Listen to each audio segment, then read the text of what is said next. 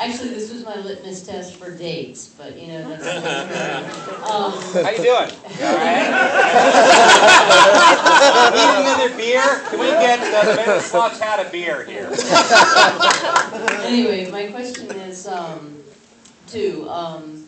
is the person who says to squeeze it, come on, we're going to be late for class, is that Danny in the garbage can? Who is that?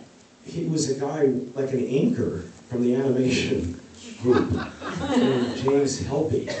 And I just thought I kind of liked his New York Brooklyn accent or something. And I said, okay, show up on this set today, get out of the sweatshop.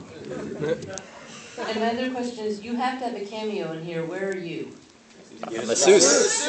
That's you? I'm the Yiddish in Charleston, and I'm a lot of voices, like the bees, baby, you know, that sort of stuff. Thank you, I can die happy now. Cole. Anybody else here? Cole, there's one more down here. Oh, good grief. You know, I wish people would like cluster together.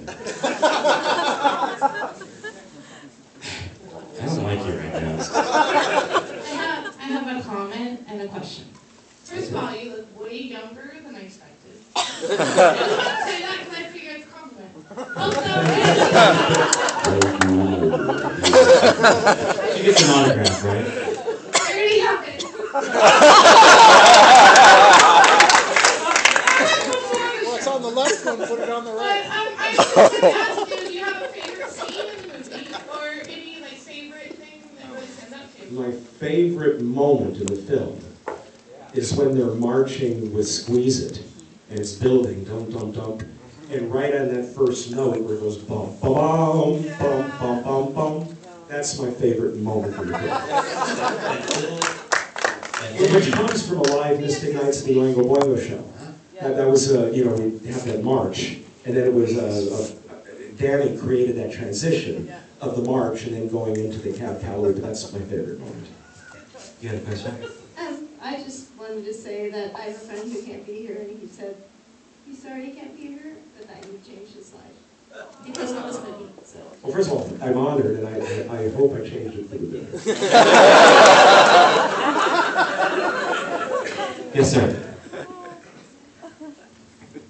First of all, if you people haven't watched this on DVD, get the version where Danny or Richard and Matthew do the commentary. It's worth it just to listen to that commentary. Yeah, Matthew, brilliant, twisted. And that leads me to, what is he actually working on? Does he have a film? You know, he lives in the interior of South Mexico. But he just came up here to direct some cable things. I'll hook up with him next week. If he doesn't get me into trouble. Yes, ma'am. Are you doing this sort of presentation anywhere else? Because, I mean, this movie also changed my life. I've seen it a zillion, well, maybe 20 times, but I've got friends and family all over the country that I need them to come out and see this experience. Are you doing this kind of thing anywhere else? Yeah, I've been talking with Terrell at Cinebarre of the Mystic Nights of the Cinebarre Boingo. If he'll open a city bar in Hollywood, then I'll go to the other city bars. Because we don't have any place where we can eat and drink and watch together with great people. What? No, there's nothing like this in LA. I have to say that our beloved Terrell Burley bears a striking resemblance to Flash Hercules, don't you think? I didn't see that. Well, okay. Any other questions? Save my ass here? Thank you. Ken Bacon. Yes, So wait, feel free to ask personal questions about the Elfman family. Go ahead. Hi, Richard. It's Ken. I have just a comment and a question. My comment is, I'm very pleased to sort of brag on behalf for myself that Box Office Magazine reported on your movie in 1979. Woo! And you've seen that article. Now, the movie came out what year?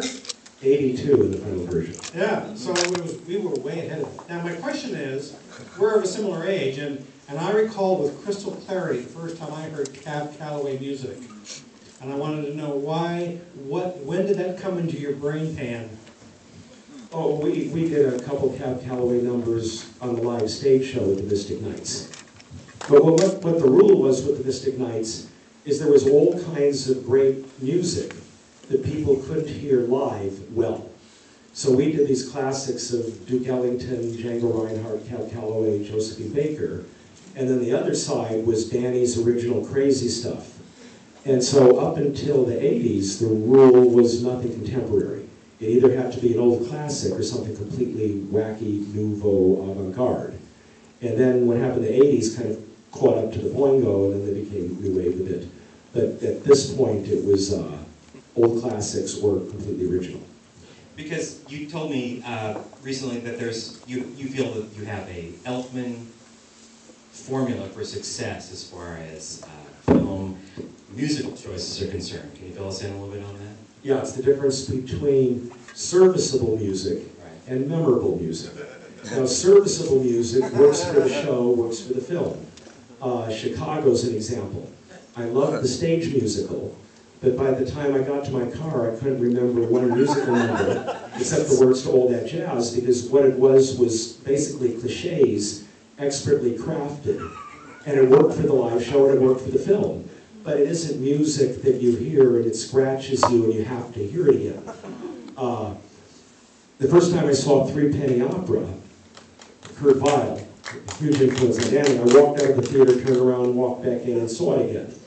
So I didn't have the budget of Chicago, but I feel pretty confident that I've got music in here, and we will in Forbidden Zone too, that it's memorable music. You hear it, you want to hear it again, you remember it. It's different from other music you've ever heard.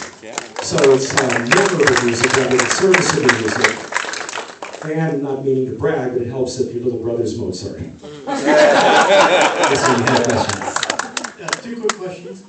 The movie was made some time ago. Did you keep any of the props? And 2, if you were to release a deluxe DVD version, including an extra piece of something, what would you include with that set? That's a complicated one. Susan Terrell had 2 pairs of shoes, one to walk in and one to lounge in. The ones to lounge in, I think, had like 8-inch heels or something. And she had kind of an acid wit, and someone said, like, well, what are those shoes for? She said, to fuck with. Susan was kind of a charmer. Oh, you have no idea. You have no idea. I always tell people that Susan Terrell narrated My Dreams and My Nightmares because she did the voiceover for the opening sequence of Ralph Bakshi's Wizards. I don't know if you recall this film. But there's this lovely sequence that is illustrated by Michael Pluth. It's all still images. And she has this haunting, smoky voice that she does this voiceover on that she did uncredited. And Richard, maybe you can back me up on this, but she said that she regretted doing that uncredited because actually she got a lot of work out of that. Well, talented lady, she sabotaged her career a bit. After Forbidden Zone, Frenchie and I took her to Paris. And we were at some party with all these stuck-up, snotty little countesses and stuff.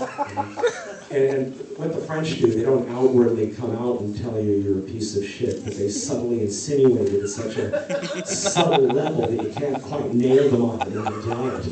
It's an art. So one of these countesses asked Susan for a light off her cigarette. So Susan took a big inhale so it was red hot, and then held the girl's hand steady, and then burned her wrist with it. So she slugs the girl. I carry her out screaming and yelling, and I have to pay cab driver $200 to drive her away. I've got worse stories than that. I'm sorry, we bypassed. You were talking about extras on the DVD.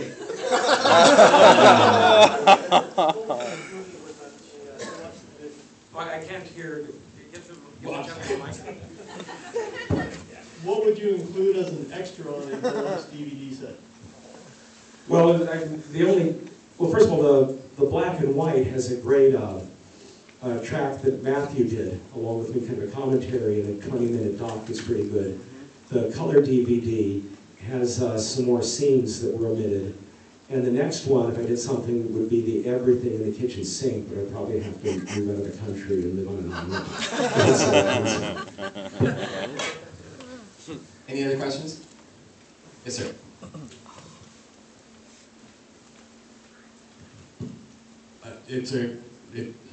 This movie changed my life too, Richard, thank you. I was wondering if you'd ever do it as a live show again. Yeah, let's talk about the live show. I don't know, I have to, well, first of all, they actually did a live stage version in Los Angeles this last summer. The Sacred Fools Theater Company. It actually was sold out and extended the run. Wasn't quite the way I would have directed it. Maybe I'll talk to Terrell with the new Mystic Knights of the Cinebarre Boingo.